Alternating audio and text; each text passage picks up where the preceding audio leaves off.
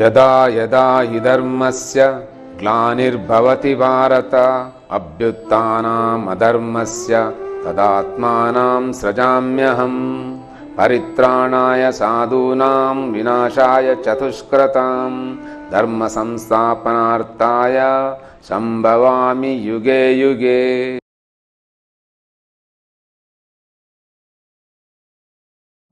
ಇನ್ನು ಸ್ವರದಿಂದ ಹುಟ್ಟಿದ್ದು, ಇನ್ನು ಈ ವಿಶುದ್ಧಿ ಚಕ್ರ ಆಕಾಶ ತತ್ವದಿಂದ ಹುಟ್ಟಿದಂಥ ಅಕ್ಷರ ಯಾವುದು ಕೇಳಿದರೆ ಅದು ಆದಿವಿದ್ಯೆ. ಇದು ದತ್ತಾತ್ರೇಯನ ವಿದ್ಯೆ ಅಂತ ಹೇಳಿದರೆ ಬ್ರಹ್ಮಗ್ರಂಥಿ, ವಿಷ್ಣು ಗ್ರಂಥಿ, ರುದ್ರಗ್ರಂಥಿ 3 ಗ್ರಂಥಿಗಳು ಭೇದನೆಗೊಂಡು ಆಜ್ಞಾಚಕ್ರದಲ್ಲಿ ಯಾರು ನಿಂತಿದ್ದಾನೆ ಅವನ ವಿದ್ಯೆ ಅಂತ. ಇಂಥ ದತ್ತಾತ್ರೇಯನಿಗೆ 2 ಶಿಷ್ಯರು, ಒಬ್ಬ ಪರಶುರಾಮ, ಇನ್ನೊಬ್ಬ ಮಸ್ತೇಂದ್ರನಾಥ ಅಂತ. ಇನ್ನು ಈ ನಮ್ಮ ಸೃಷ್ಟಿ ಪರಶುರಾಮ ಸೃಷ್ಟಿ ಅಂತ ಹೇಳ್ತೇವೆ.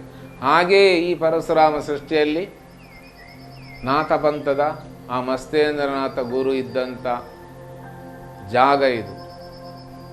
ನಾಥಪಂಥದ ಮೂಲ ಮಠ ಇರುವುದು ನಮ್ಮ ಕದ್ರಿಯ ಜೋಗಿ ಮಠ. ಇನ್ನು ದತ್ತಾತ್ರೇಯ ಹುಟ್ಟಿದಂಥ ಗೋರಕ್ಷ ದಂಡ್ ಅನ್ನುವಂಥ ಕೆರೆಯಲ್ಲ ಇರುವಂಥ ಪ್ರದೇಶ ಇದೆ ಅಂತ ಹೇಳಿದರೆ ಈ ಪ್ರದೇಶಕ್ಕೂ ದತ್ತಾತ್ರೇಯನಿಗೂ ಅವಿನಾಭಾವ ಸಂಬಂಧ ಇದೆ. ಇದೇ ಪ್ರದೇಶದಲ್ಲಿ ಹಿಂದೆ ಆ ದತ್ತಾತ್ರೇಯ ಇದ್ದ. ಅವನಿಗೆ ಸಂಬಂಧಪಟ್ಟಂಥ ಪಾಳು ಬಿದ್ದಂಥ ದೇಗುಲ ಈಗ ಇದೆ. ಅದು ಮುಂದೆ ಜೀರ್ಣೋದ್ಧಾರಗೊಳ್ಳಿಕ್ಕಿರುವಂಥದ್ದು. ಇಂಥ ದತ್ತಾತ್ರೇಯ ಆದಿವಿದ್ಯೆಯನ್ನು ಹುಡುಕಿದವ. ಇನ್ನು ಏನಿದೆ ಆದಿವಿದ್ಯೆ? ನಮಗೆ ಶಾಲೆಯಲ್ಲಿ ಕಲಿಸಿದ್ದು ಹೇಗೆ ಅಂತ ಹೇಳಿದರೆ ಆ ಅಗಸ, ಈ ಈಶ, ಊಟ, ಹೀಗೆ ಅದಲ್ಲಿರುವಂಥ ವಸ್ತುಗಳನ್ನು ತೋರಿಸಿ ನಮಗೆ ಹೇಳಿದ್ದು. ಅಂದರೆ ಆ ಹೇಳಿದರೆ ಅದು ಕ್ಷರತೀತೀತಿ ಅಕ್ಷರ, ಅದಕ್ಕೆ ನಾಶ ಇಲ್ಲ. ಈ ತೋರಿಸಿದಂಥ ವಸ್ತುಗಳಿಗೆಲ್ಲ ನಾಶ ಇದೆ. ಹಾಗಾದರೆ ನಾಶ ಇಲ್ಲದೆ ಇರುವಂಥ ಸ್ಥಿತಿಯಲ್ಲಿ ಪರದಲ್ಲಿ ಯಾವುದಿದೆ ಅದರ ಕಥೆ ಇದು. ಇನ್ನು ಪರದಲ್ಲಿ ಏನಿದೆ? ಒಂದು ಓಂಕಾರವನ್ನು 16 ತುಂಡು ಮಾಡಿದರೆ ಹಾಗದು ಆ ಈ ಊ ಎ ಐ ಓ ಔ ಅಂ ಅಹ ಅಂತಂದಲ್ಲಿ ಓಂ ಅಂತ. ಅದು ಯಾಕೆ 16 ತುಂಡು? ಓಂ ಅನ್ನುವಂಥದ್ದು ಶಿವ ಸೂಚಕ. ಇದನ್ನೀಗ 16 ತುಂಡು ಮಾಡಿದರೆ ಅಲ್ಲಿ ಅದು ಶಕ್ತಿವಾಚಕ ಅಂತ ಆಗ್ತದೆ. ಅಂದರೆ 16 ಶಕ್ತಿಗಳು ಸೇರಿ ಒಂದು ಶಿವ ಅಂತ. ಅಂದರೆ ಶಿವ ಅಂತೇಳಿ ಶಿವಶಕ್ತಿ ಯುಕ್ತವಾಗಿರುವಂಥದ್ದು. ಅಂದರೆ ಅಕ್ಷರದಲ್ಲೇ ಶಿವ ಇದ್ದಾನೆ. ಶಿವ ತಾಂಡವ ಸ್ತೋತ್ರ ಹೇಳ್ತದೆ, ತಾಮರ ವಾಣಿ ನಿವಾಸಿ ಶಿವಂ. ಅಂದರೆ ತಾಮರ ಅಂತೇಳಿ 7 ಚಕ್ರಗಳು ತಾವರೆ, ಅದರ ಮಧ್ಯದಲ್ಲಿ ಯಾವುದು ಚಲಿಸ್ತಾ ಉಂಟು ಅದು ವಾಣಿ. ಆ ಶಬ್ದದಲ್ಲಿ ಅಲ್ಲಿ ಶಿವನು ಇದ್ದಾನೆ. ನಿವಾಸಿ ಶಿವಂ ಅಂದರೆ ಆಕಾಶ ಇದೆ ಅಂತ. ಇದು ಇಲ್ಲಿ ಆದಿವಿದ್ಯೆ ಅಂತ. ಆದಿವಿದ್ಯೆ ಅಂತ ಹೇಳಿದರೆ ಆದಿಂದ ಪ್ರಾರಂಭವಾಗುವ ಅಕ್ಷರದಿಂದ ಹುಟ್ಟಿದಂಥ ವಿದ್ಯೆ. ಇನ್ನಿದರಲ್ಲಿ ಆ ಅಂತ ಹೇಳಿದರೆ ಹಸು ಅಂತ. ಹಸು ಅಂತ ಹೇಳಿ ನಾವೀಗ ಅದು ಅಂತ ಹೇಳಿ ತೋರಿಸುವಾಗ ಯಾವುದೋ ಒಂದು ಇದೆ ಅಂತೇಳಿ ನಾವು ತೋರಿಸ್ತೇವಲ್ವ.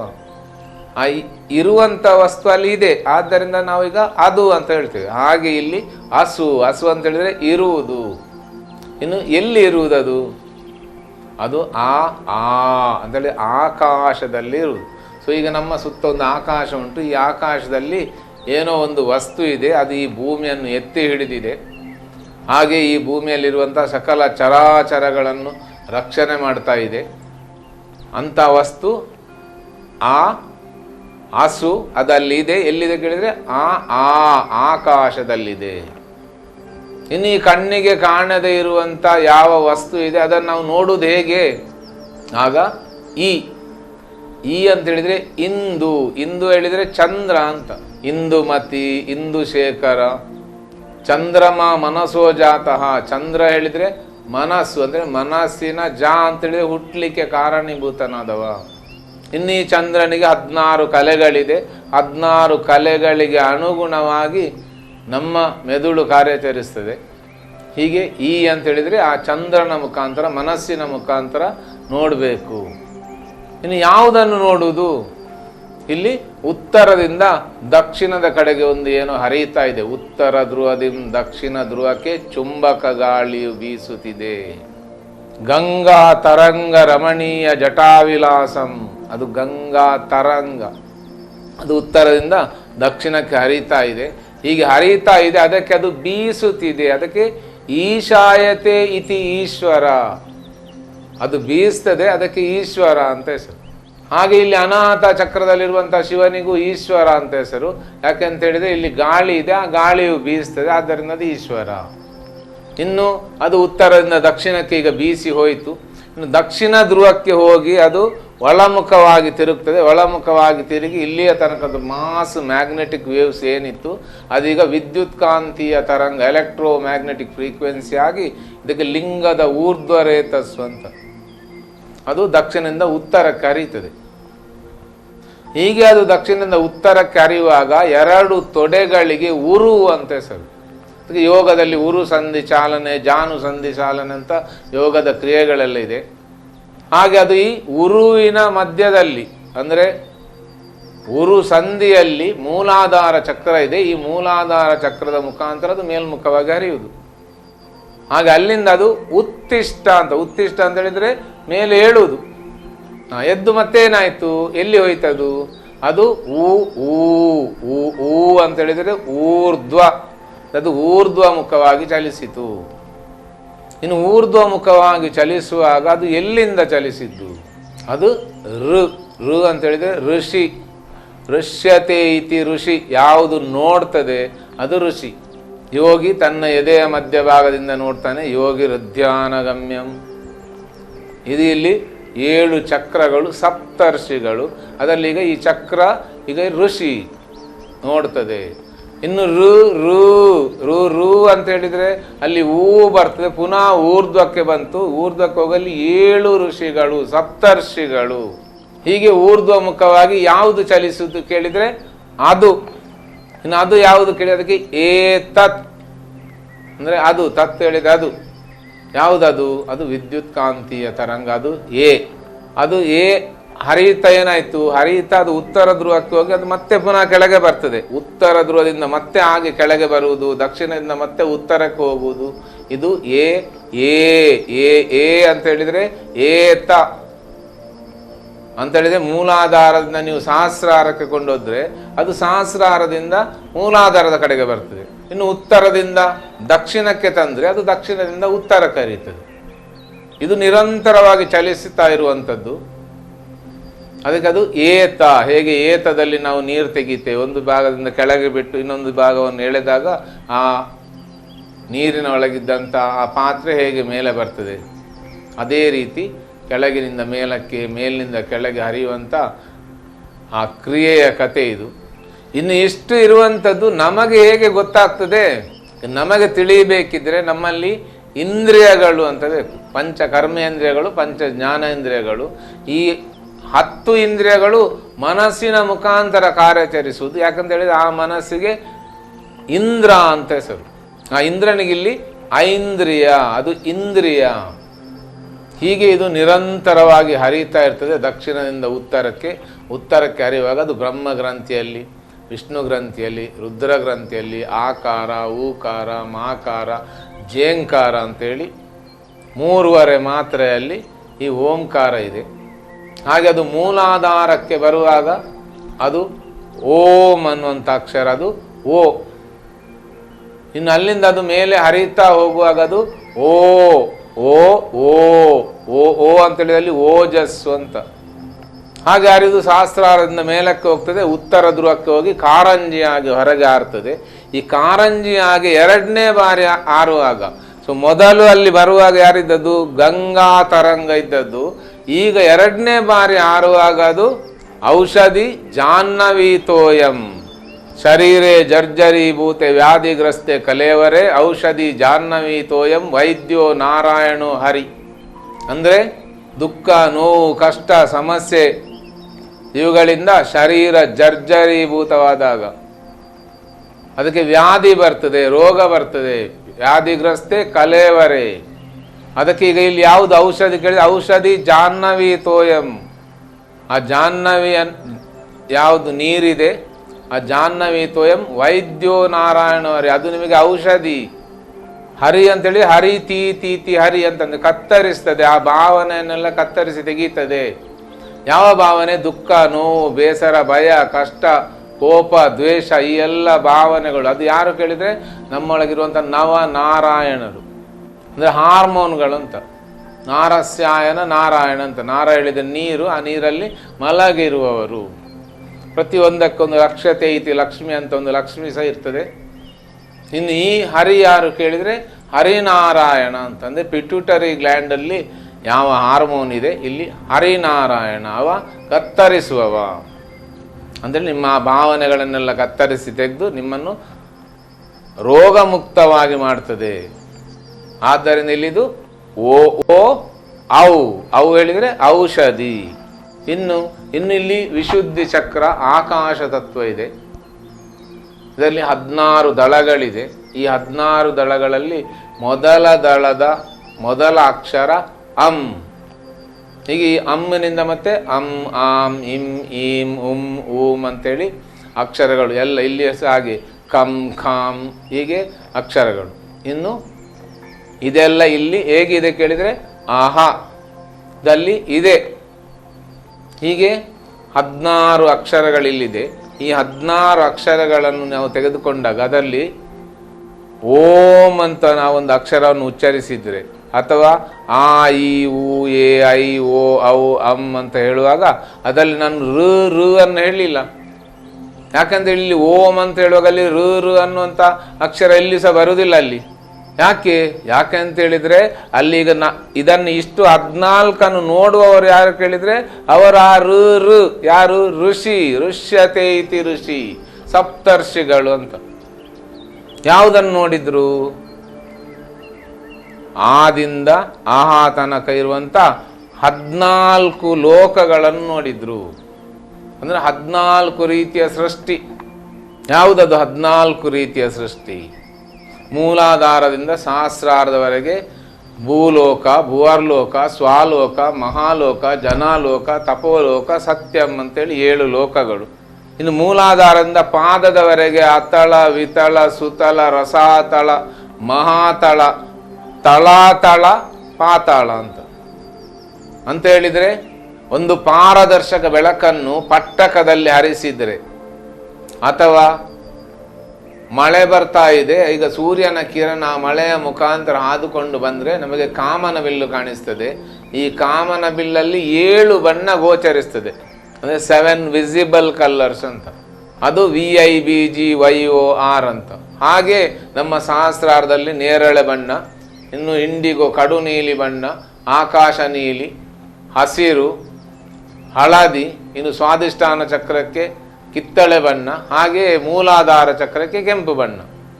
ಇನ್ನು ಕೆಂಪಿನ ಕೆಳಗೆ ಇನ್ಫ್ರಾರೆಡ್ ಇದೆ, ನೇರಳೆಯ ಮೇಲೆ ಅಲ್ಟ್ರಾವೈಲೆಟ್ ಇದೆ, infrared, X ray rays, gamma rays, radar frequency, microwave, radio wave ಅಂತೇಳಿ 14 ತರಂಗಗಳು ಈಗ ನಮ್ಮ ಪಾದದಿಂದ ನೆತ್ತಿಯವರೆಗಿದೆ. ಅಂತ ಹೇಳಿದರೆ ನಮ್ಮ ಶರೀರದಲ್ಲಿ 14 ರೀತಿಯ ಸೃಷ್ಟಿ ಈಗ ನಡೀತಾ ಇದೆ.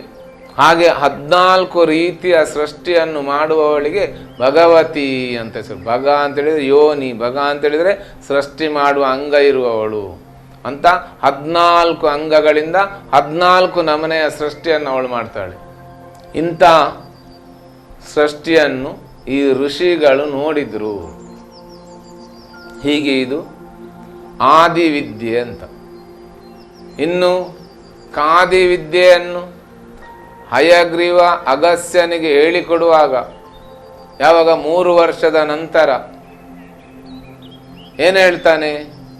ಇದು ರಹಸ್ಯಾತಿರಹಸ್ಯ. ಎಷ್ಟು ರಹಸ್ಯ ಅಂತ ಹೇಳಿದರೆ, ಒಂದು ತಾಯಿಗೆ ಇನ್ನೊಬ್ಬ ಮಿಂಡ ಯಾರಾದ್ರೂ ಇದ್ರೆ ಆಗ ಮಗನಾದವ ಅದನ್ನು ಎಷ್ಟು ರಹಸ್ಯ ಇಡ್ತಾನ ಅಷ್ಟು ರಹಸ್ಯ. ಅಂದರೆ ಇದನ್ನು ಹೇಳಲಿಕ್ಕೆ ಇಲ್ಲ, ಹೇಳಬಾರ್ದು. ಯಾಕೆ? ಅದು ಸ್ವಯಂ ಆಗಿ ಜಾಗೃತಗಳು. ಯಾಕಂದರೆ ಹಯಗ್ರೀವನು ಇಲ್ಲೇ ಇರುವುದು, ಅಗತ್ಯನು ಇಲ್ಲಿ. ನಾನು ಅಗತ್ಯನಾದರೆ ನನ್ನ ಗುರು ಹಯಗ್ರೀವ ಆಗ್ತಾನೆ. ನಾನು ಪರಶುರಾಮನಾದರೆ ನನ್ನ ಗುರು ದತ್ತಾತ್ರೇಯ ಆಗ್ತಾನೆ. ನಾನು ಮಸ್ತೇಂದ್ರನಾಥನಾದರೆ ನನ್ನ ಗುರು ದತ್ತಾತ್ರೇಯನಾಗ್ತಾನೆ. ಅದಕ್ಕೆ ದತ್ತಾತ್ರೇಯನಿಂದ ವಿದ್ಯೆ ಕಲಿತಂತ ಪರಶುರಾಮ ಕಲ್ಪಸೂತ್ರ ಅಂತ ಪುಸ್ತಕ ಬರೆದ. ಈ ಪರಶುರಾಮ ಕಲ್ಪಸೂತ್ರವು ಇದೇ ರಾಜರಾಜೇಶ್ವರಿ ತ್ರಿಪುರ ಸುಂದರಿಗೆ ಸಂಬಂಧಪಟ್ಟದ್ದು. ಹಾಗೆ ಈ ಆದಿವಿದ್ಯೆಯಲ್ಲಿ ಏನಿದೆ, ಅಲ್ಲಿ ಹಯಗ್ರೀವ ಆ ಸೃಷ್ಟಿಯ ರಹಸ್ಯದ ತತ್ವದ ಕಥೆಯನ್ನು ಅಗಸ್ತ್ಯನಿಗೆ ಹೇಳಿ ಕೊಡುವಾಗ ಏನು ಹೇಳಿದ್ನೋ ಅದೇ ರೀತಿ ಇಲ್ಲಿ ಆದಿವಿದ್ಯೆ ಅಲ್ಲಿರುವವ ಪರಶುರಾಮ ಭೂಮಂಡಲಕ್ಕೆ 21 ಸುತ್ತು ಸುತ್ತಿ ರಕ್ತಸಿಕ್ತವಾದಂಥ ದೇಹ ಕೊಡಲಿ ಬೀಭತ್ಸ ಸ್ವರೂಪದಲ್ಲಿ ಗುಜರಾತಿನ ಗಿರ್ನಾರ್ ಪರ್ವತದ 10,000 ಮೆಟ್ಟಲುಗಳನ್ನು ಹತ್ತಾನೆ. ಇನ್ನು ಅದರ ತುದಿಯಲ್ಲಿ ಗುರುವಿನ ಆಶ್ರಮ. ಬೀಭತ್ಸ ಸ್ವರೂಪದ ಪರಶುರಾಮನನ್ನು ಕಂಡು ಎಲ್ಲ ಸನ್ಯಾಸಿಗಳು ಯೋಗಿಗಳೆಲ್ಲ ಓಡ್ತಾರೆ ಅಲ್ಲಿಂದ. ಪರಶುರಾಮನಿಗೆ ಗುರು ಆಗಲಿಕ್ಕೆ ಯಾರೂ ತಯಾರಿಲ್ಲ. ಹೀಗೆ ಗುರುವನ್ನು ಹುಡುಕಿಕೊಂಡು ಹೋದಂಥ ಪರಶುರಾಮ ಗುಹೆಯ ಒಳಗೆ ಕುಳಿತಂಥ ಆ ದತ್ತಾತ್ರೇಯನನ್ನು ನೋಡಲಿಕ್ಕೆ ಒಳಗೆ ಹೋಗ್ತಾನೆ. ಒಳಗೆ ಹೋದಾಗ ದತ್ತಾತ್ರೇಯಲ್ಲಿ ಬೆತ್ತಲೆ ಆಗಿದ್ದಾನೆ. ಬಲದ ಕೈಯಲ್ಲಿ ಮದ್ಯದ ದೊಡ್ಡ ಒಂದು ಪಾತ್ರೆ ಇದೆ. ಇನ್ನೊಂದು ತೊಡೆಯಲ್ಲಿ ಬೆತ್ತಲೆ ಸ್ತ್ರೀಯನ್ನು ಕುಳ್ಳಿರಿಸಿದ್ದಾನೆ. ಮದ್ಯ ಕುಡಿದ ಅಮಲಿನಿಂದ ಕಣ್ಣೆಲ್ಲ ಹೊರಗೆ ಬಿದ್ದಿದೆ. ಇಂಥ ಬೀಭತ್ಸವಾದಂಥ ಒಂದು ಸ್ಥಿತಿಯನ್ನು ಪರಶುರಾಮ ಕಂಡ ತಕ್ಷಣವೇ ಪರಶುರಾಮನಿಗೆ ಗೊತ್ತಾಗ್ತದೆ, ಇವ ನನ್ನ ಗುರು ಅಂತ ಹೇಳಿ ಉದ್ದಂಡ ಬೀಳ್ತಾನೆ. ಹಾಗೆ ಯಾರಿಗೆ ಅಡ್ಡ ಬಿದ್ದದ್ದು? ಆ ಸ್ವರೂಪದಲ್ಲಿರುವಂಥ ದೇಹಕ್ಕೆ ಉಚ್ಚಿಷ್ಟ ಗಣಪತಿ ಅಂತ ಹೆಸರು. ಆ ಶಕ್ತಿಗೆ ನೀಲ ಸರಸ್ವತಿ ಅಂತ ಹೆಸರು. ಅಂತೇಳಿದರೆ ತಿದ್ದಿ ಬರೆಯುವವ ಅಂತ.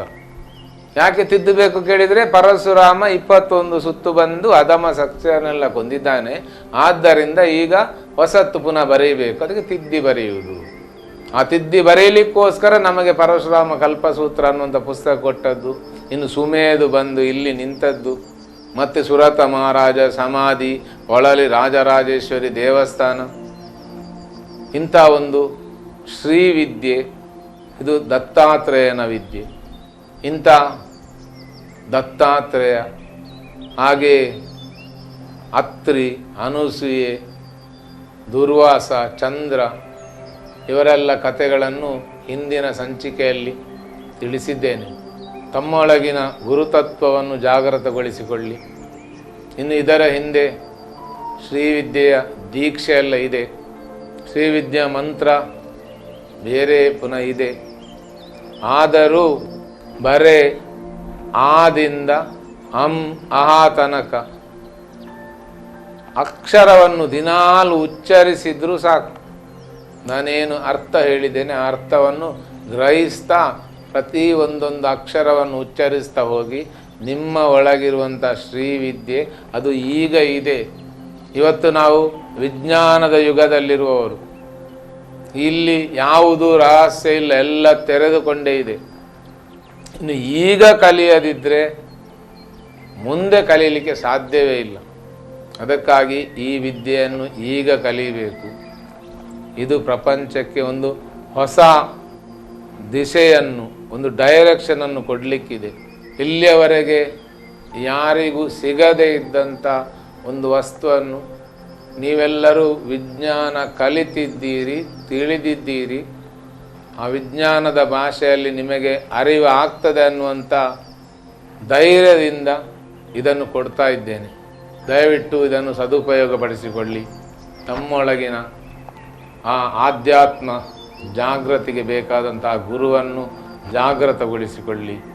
ಈ ಸಂಚಿಕೆಯನ್ನು ನೋಡಿದಂಥ ಕೇಳಿದಂಥ ಎಲ್ಲ ಸಹೃದಯ ಬಂಧುಗಳಿಗೆ ಅನಂತ ಅನಂತ ಕೃತಜ್ಞತೆಗಳು, ಅನಂತ ಅನಂತ ಪ್ರಣಾಮಗಳು. ಕೇಳಿದಂಥ ಎಲ್ಲ ಸಹೃದಯ ಬಂಧುಗಳು ಕೆಳಗಿರುವಂಥ ಲೈಕ್ ಬಟನ್ ಅನ್ನು ಒತ್ತಿ ಪ್ರೋತ್ಸಾಹಿಸಬೇಕು.